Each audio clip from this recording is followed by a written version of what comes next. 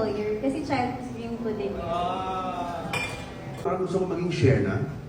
Parang nakakapag-English ako sa press con. Parang hindi ko yun ang goal ko.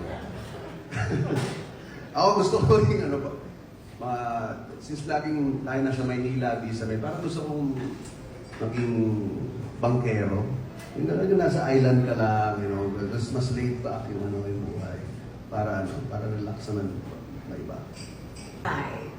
Spy. Have you watched Red Sparrow with Jennifer Lawrence? Diba? Like, I don't know, that's what made me want to be a spy because of that movie.